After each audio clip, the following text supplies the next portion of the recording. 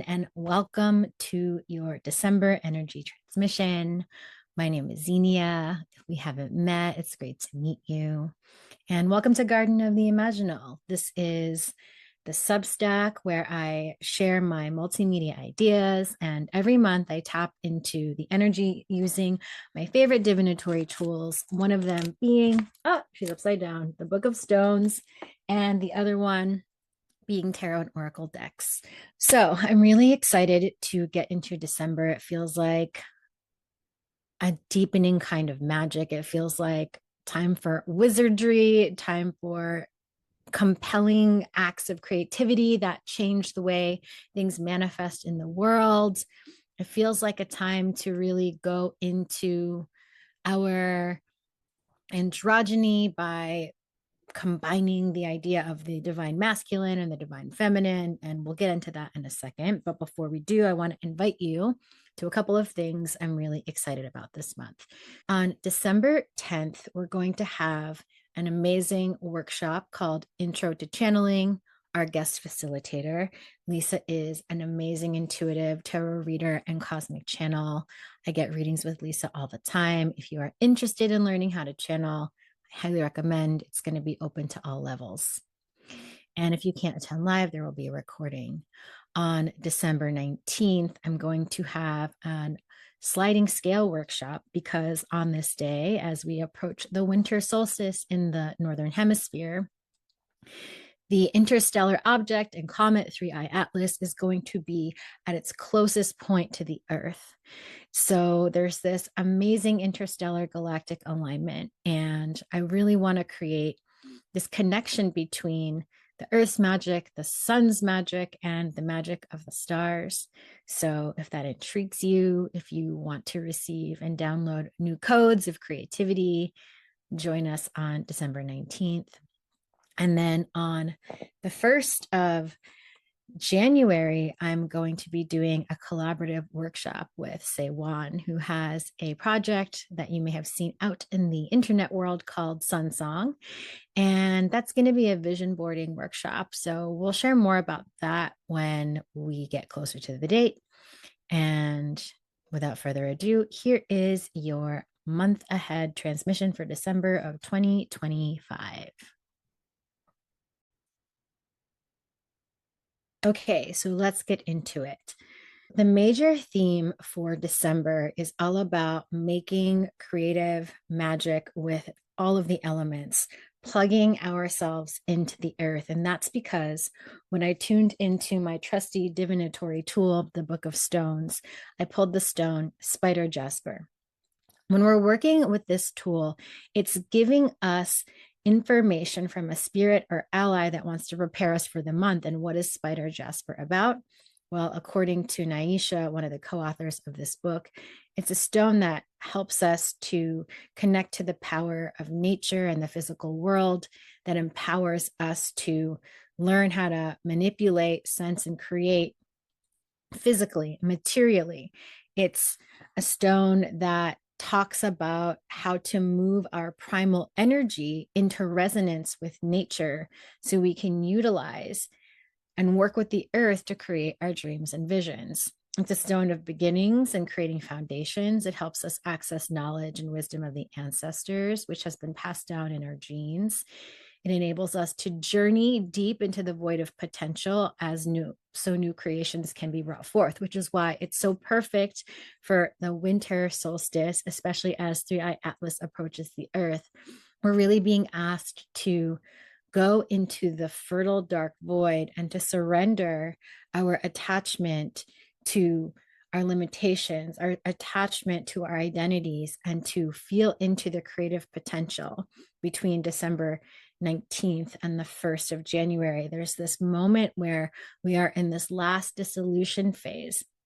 When you go deeper into this stone, it talks a lot about confronting our power and leaving behind false humility in order to reclaim our power and use it for the good of all, for the good of all creation.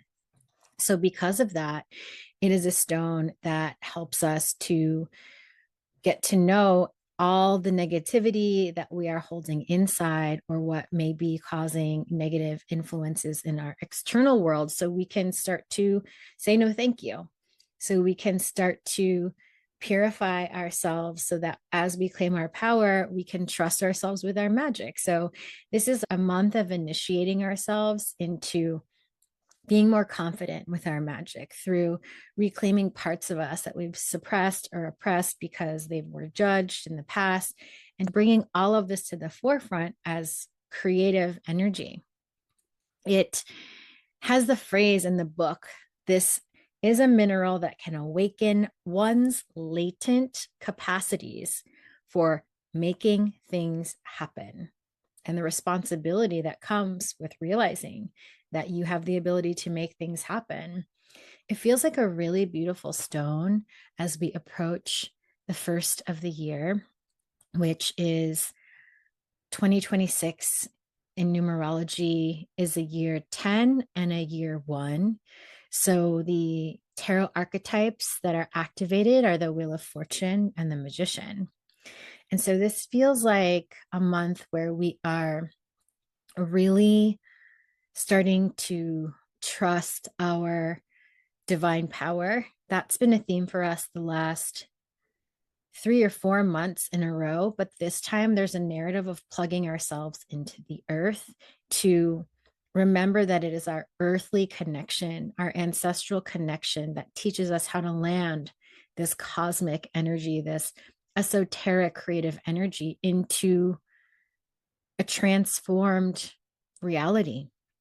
And what I also love about this stone is that it's the colors of black, which is the color of the void, and the color of red, which is the color of vitality. And when you mix them together, it creates this web. It's called spider jasper because when you look into it, there's a deep web of connection. And this complex web of interconnecting lines mirrors the stone's ability to assist one in, quote, finding and using the invisible connections between oneself and all that is. So it says, a true magician uses these subtle energy lines to channel powerful forces into physical manifestation directed by their will.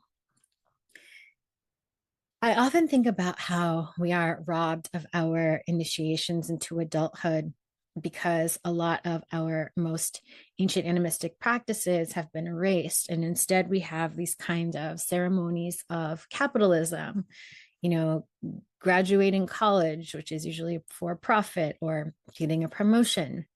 And I think that we have the opportunity to use this month to create our own initiation into our own adulthood as cosmic beings, as earth beings, to create, a creative initiation into realizing and recognizing our power, and both the freedom that comes with, and the sense of stewardship that comes with when you want to wield that power and connection to all of creation.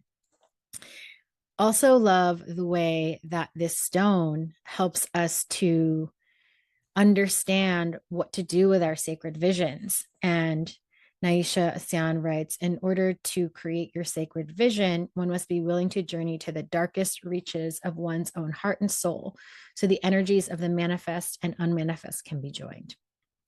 I think that we are coming to a time where a lot of us who've been holding visions and ideas for years and years and years are finally seeing the world is ready and that we are ready. And it's almost time to notice where you have quietly quit on your own dreams, and to start to really be in nature and connect to the elements in your practices, so you can revive those initial architectures and blueprints that you were so excited about when you were 19 and 20 years old. Those dreams are almost coming into a place where the world is ready for the refined version of them. So, the last few things we'll say about the stone is it is a stone of natural magic and creative potential, which helps us become more attuned to the pulses and rhythms of nature's energies, which teaches us to use those energies to manifest our highest visions into physicality. It helps us to face our power and own it so it can be utilized for the highest good. It helps us to strengthen the feet, legs, hips, and pelvis. It is a stone of knitting together, and the affirmation is I am at one with my physical self. I draw vitality from the elements for well being and manifestation of the good as I journey through the inner and outer realms. So, all year, I've been noticing a lot of us who tend to like to live in the upper realms, the thinking realms, the inspirational or thought realms, are really learning to ground and have been doing that all year. And a lot of those people I know who are deeply rooted into the earth, into the practical material world, I have noticed them opening up into the creative ethers. And I feel that this is this moment in time where all of us are coming into harmonic balance with the upper and lower chakras through the heart. And I feel like this upcoming month, it's like the inner child is finally maturing and growing up so they can be the empowered magician. So, from our divinatory pull through Oracle and tarot cards, here is what we got for our messages. What we are calling in is light, warmth, solar energies, clarification, and healing. That came from the stone amber. And we also pulled the Six of Wands, the Knight of Swords reversed, and the Oracle card Body Care. So once again, that's the Six of Wands, the Knight of Swords reversed, and Body Care. So I interpreted this as a month of small acts of creation and healing that performed consistently change our physical reality. The message I channeled is you are landing in yourself. Small victories and focusing on what is in front of you and the presence of who you are in this moment takes you out of your head and into a state of empowered creation. By releasing attachment to the mental field, you can access manifestation power through minuscule movements. Use your will to meet yourself in the moment. This is how you seed a new world. By being a conduit of joy, your visions are becoming clear in divine time. The world changes in fractals. Do what you envision at the largest scale on the smallest scale. That is the way forward. So we're calling in these victories, this levity. We're using our will to show us what we're capable of. And that is teaching us how to build clarity and confidence by having our will move us towards small acts of creation to change the world. What we are clearing out, self-judgment, reclaiming lost soul fragments, the Three of Cups reversed, the Two of Swords, and healing heart. So this is a month of purifying. And as a collective, there's a heart opening. And as our hearts open, we start to release the frozenness that we experience when we live in our heads and the fragmentation in our heads that causes us to isolate. In the messages I wrote, it says, you are learning to connect through your hearts where large fractures once were. Healing is possible if you are willing to be in the field of the heart. Judgment is a sticky energy that shows itself to you in order to bring love through confronting what hurts, turning towards instead of against. The mind is not a weapon. Stop using it that way. This is what makes decisions feel hard or impossible. But this month you are becoming unstuck. So I think as a lot of us are becoming more grounded, connecting to the earth is helping us notice what we are holding on to that prevents us from realizing our sense of agency, our sense of divine will, and our health and vitality. And I think it could be a month where compassion is so important because our own self-judgment could get really loud so that we can hear it. Harvard just released a new study about the incredible impact that talking to your body has on your health and your cells. And this is something many people working in the healing arts or studying how water is in the body and water's consciousness have known for a long time. But for this to come out in such a sort of secular, scientific, patriarchal institution as legitimized is showing a consciousness shift about what we understand about our inner dialogue having impact on our physicality. And I think that we are learning to be mature enough to hear our own programming without letting it take over our psyches. The purpose of hearing our self-judgment is so that we can know that it exists, that it's there, and learn how to transmute and transform it. So being able to feel our feelings without abandoning ourselves, being able to stay in our hearts or not run away from really uncomfortable sensations allows us to shift our self-judgment, allows us to pull ourselves together in a way that moves past fragmentation into a state of creative wholeness.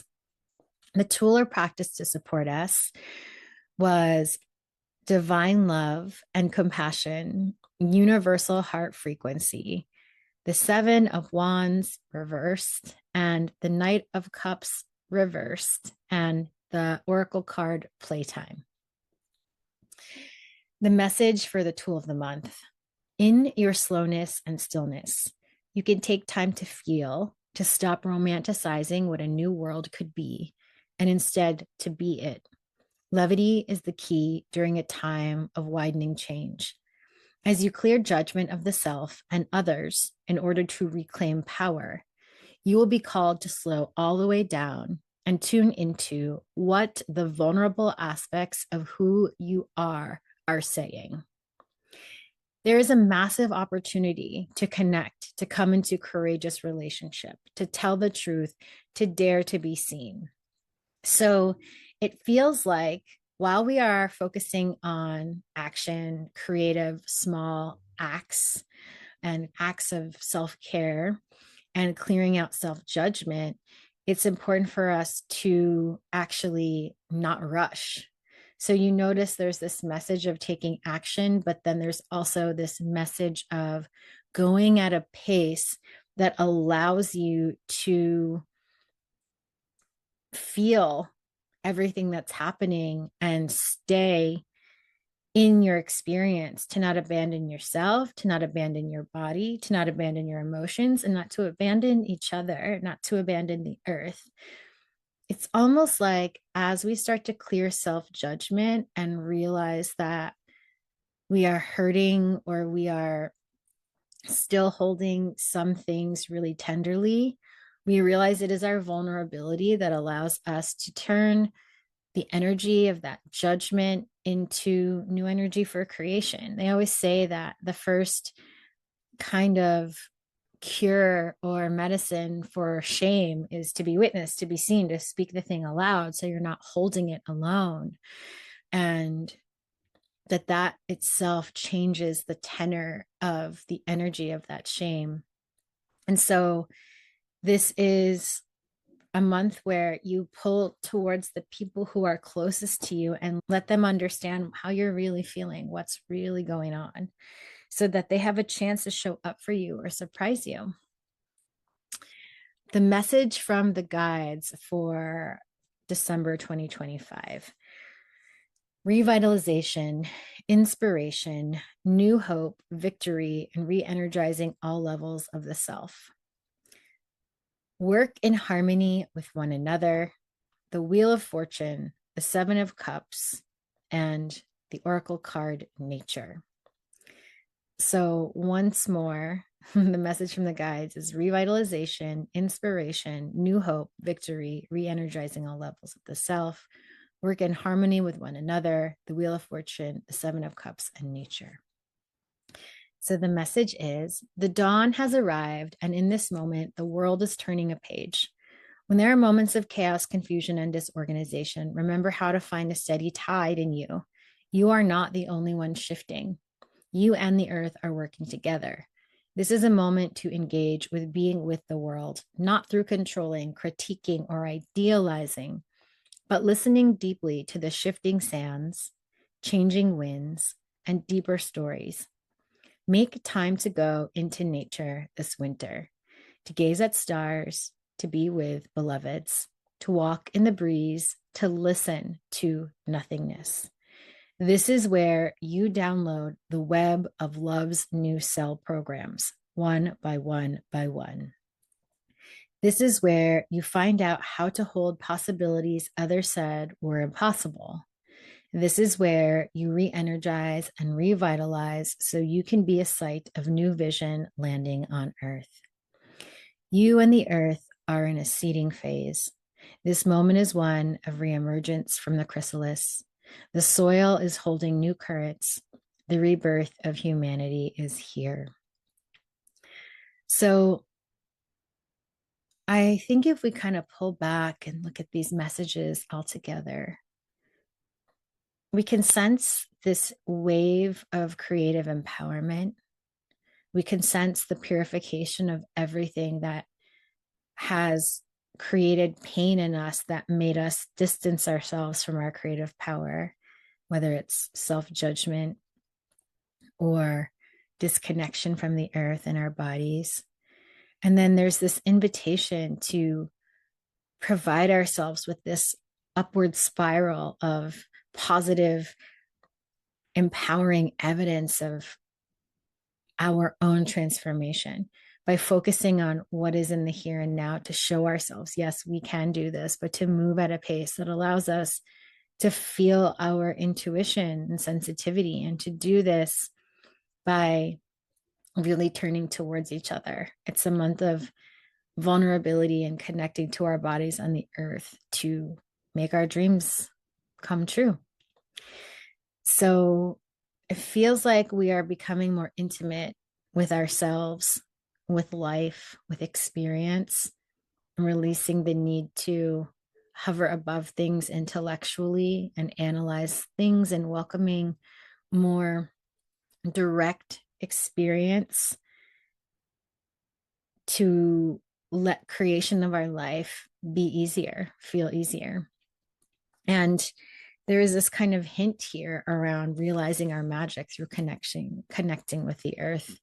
In this last message here, it talks a lot about how we are receiving new webs of love programming through connecting to nature and quiet. In order to be the magician that you already are, resourcing yourself through nature, resourcing yourself through slowness, resourcing yourself through turning towards each other is very, very supported this month.